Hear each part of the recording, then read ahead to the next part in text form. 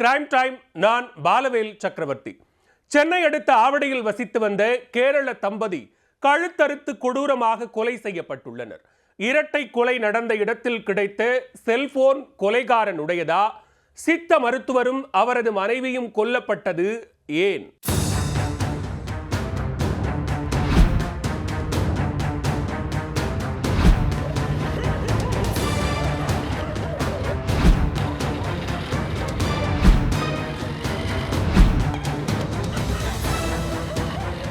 திருவள்ளூர் மாவட்டம் ஆவடி அடுத்த பட்டாபிராம் மிட்டனமல்லி பகுதியைச் சேர்ந்தவர்கள் சிவன் நாயர், பிரசன்னகுமாரி தம்பதி.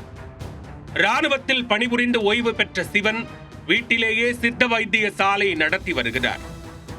இவரது மனைவி பிரசன்னகுமாரி மத்திய அரசு பள்ளியில் பணிபுரிந்து ஓய்வு பெற்றவர். சிவன் நாயர், பிரசன்னகுமாரி தம்பதி கேரளாவை பூர்வீகமாக கொண்டவர்கள்.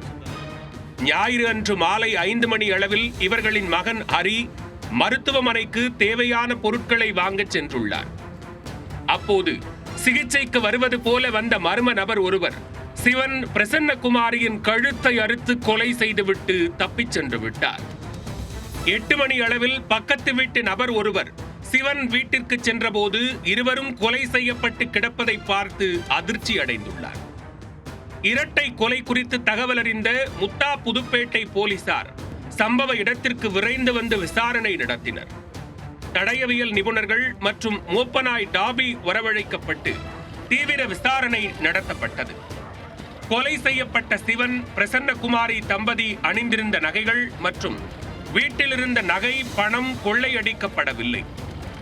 எனவே கொள்ளையடிக்கும் நோக்கில் இரட்டை கொலை நடைபெறவில்லை என்று போலீசார் தெரிவித்துள்ளனர். மாலை 5 மணி அளவில் இருசக்கர வாகனத்தில் வந்த இருவர் சிவனை சந்தித்து பேசியுள்ளனர். அதில் ஒருவர் வீட்டிற்கு வெளியே நிற்க, ஒருவர் மட்டுமே வீட்டிற்குள் சென்று கொலை செய்திருப்பது முதற்கட்ட விசாரணையில் தெரிய வந்துள்ளது. கொள்ளையடிக்கும் நோக்கில் கொலை நடைபெறவில்லை என்பதால் குடும்ப விவகாரம் அல்லது பண விவகாரத்தில் நடந்த கொலையா என தீவிர விசாரணை நடைபெற்று வருகிறது. இரட்டை கொலை நடந்த இடத்தில் ஒரு செல்போனை போலீசார் கைப்பற்றியுள்ளனர். அது கொலைகாரனின் செல்போனாக இருக்கலாம் என்ற கோணத்தில் ஒருவரை பிடித்து விசாரணை நடந்து வருகிறது. சிவனின் மகன் ஹரி ஆவடி அடுத்த அண்ணனூரில் சித்த மருத்துவ கிளினிக் வைத்துள்ளார். அவரிடம் போலீசார் தீவிர விசாரணை நடத்தி வருகின்றனர்.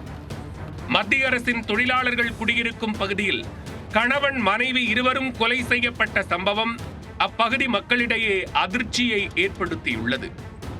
இதே பகுதியில் கடந்த வாரம் 1.5 கோடி ரூபாய் மதிப்புள்ள நகை, பணம் கொள்ளையடிக்கப்பட்டது. இந்த பரபரப்பு குறைவதற்குள் கணவன், மனைவி வீடு புகுந்து வெட்டி படுகொலை செய்யப்பட்டுள்ளனர். அடுத்தடுத்து நடந்த கொலை, கொள்ளை சம்பவங்கள் அப்பகுதி மக்களை பதற்றமடைய வைத்துள்ளது.